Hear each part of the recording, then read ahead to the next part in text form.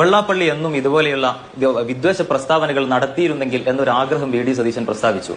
ആ പ്രസ്താവനയിൽ നിന്ന് തന്നെ എങ്ങനെയാണ് കോൺഗ്രസ് വരുന്ന ഇലക്ഷനെ നേരിടാൻ പോകുന്നത് എന്നത് വ്യക്തമാണ്. ഇത് സംസാരിക്കുമ്പോൾ സാജൻ സക്രിയക്കെതിരെ എന്ത് തന്നെയായാലും സാജൻ സക്രിയ കേരളത്തിൽ ഉണ്ടാക്കിയ വർഗീയ വിദ്വേഷ പ്രചരണങ്ങളുടെ 7 അയലത്ത് വെള്ളാപ്പള്ളി ഇതുവരെ എത്തിയിട്ടില്ല എന്നത് എല്ലാവർക്കും അറിയുന്നതാണല്ലോ.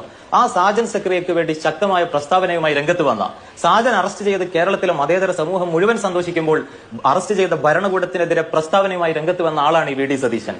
മാത്രമല്ല, നിലമ്പൂർ ഇലക്ഷന്റെ സമയത്ത് അദ്ദേഹം നടത്തിയ പ്രസ്താവന എന്താണ്? ജമാഅത്തെ ഇസ്ലാമിയെ വെളുപ്പിക്കാൻ കേരളത്തിൽ ഇന്നേ വരെ ഒരു രാഷ്ട്രീയ നേതാവ് നടത്താത്ത നീചമായ പ്രസ്താവന. ജമാഅത്തെ ഇസ്ലാമി മതരാഷ്ട്രീയവാദം ഇപ്പോൾ ഇല്ല എന്ന്. എന്നാൽ ടി കെ അബ്ദുള്ള മൗലവി എന്ന ജമാഅത്ത് നേതാവിന്റെ പ്രസംഗം നമ്മൾ കേട്ടിട്ടുണ്ട്. നമ്മൾ സെക്യുലറിസവും നമ്മൾ ഡെമോക്രസിയെ കുറിച്ചും സംസാരിക്കുന്നത് അത് ചില നേതന്ത്രപരമായ അടവുകളാണ്, നമ്മളുടെ അടിസ്ഥാനപരമായ ലക്ഷ്യം ഇഖാമത്തുദ്ദീനാണ് എന്ന് പറയുന്ന പ്രസംഗം, ഷെയ്ഖ് മുഹമ്മദ് കാരക്കുന്നിന്റെ പ്രസംഗം, ഇതെല്ലാം നിലനിൽക്കെ ഇപ്പോൾ 2014 വി ഡി സതീശൻ ഭരണപക്ഷ MLA ആയ സമയത്ത്, രമേശ് ചെന്നിത്തല ആഭ്യന്തരമന്ത്രിയായ സമയത്ത്, ഉമ്മൻചാണ്ടി മുഖ്യമന്ത്രിയായ സമയത്ത് ഒരു അഫിഡവിറ്റ് സമർപ്പിച്ചിരുന്നു. ശ്രീ നൌഷാദ് അലി അത് അറിഞ്ഞിട്ടുണ്ടാകും എന്ന് തന്നെയാണ് ഞാൻ കരുതുന്നത്. ജമാഅത്തെ ഇസ്ലാമി ഇന്ത്യയുടെ ഭരണഘടന വിരുദ്ധമായ പ്രസ്ഥാനമാണ്, അത് രാജ്യത്തിന്റെ ദേശീയതയ്ക്ക് ദൂരവ്യാപകമായ പ്രത്യാഘാതം ഉണ്ടാക്കുമെന്ന് ഉമ്മൻചാണ്ടിയുടെ ഭരണകൂടം അഫിഡവിറ്റ് നൽകിയിട്ടുണ്ട്. അന്ന് 97 പുസ്തകങ്ങളാണ് UDF ഭരണകൂടം പരിശോധിച്ചത്.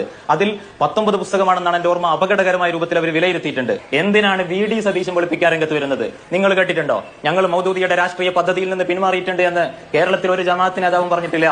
അതിന്റെ ജമാഅത്തിന്റെ തന്തജമന് വി ഡി സതീശൻ വരുന്നതിന്റെ താല്പര്യങ്ങൾ വേറെയാണ്.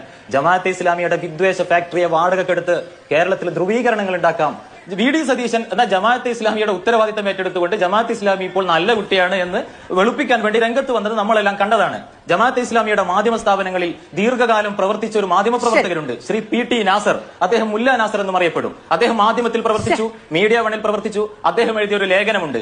ആ പുള്ളിപ്പുലിയുടെ പുള്ളി അത്ര എളുപ്പം മായുന്നതാണോ അമീർ എന്ന് ചോദിച്ചുകൊണ്ട് ഒരു ലേഖനം എഴുതിയിട്ടുണ്ട്. പുള്ളിപ്പുലിയുടെ പുള്ളി പോലെ പുള്ളിയില്ലെങ്കിൽ പിന്നെ അത് പുള്ളിപ്പുലിയല്ല.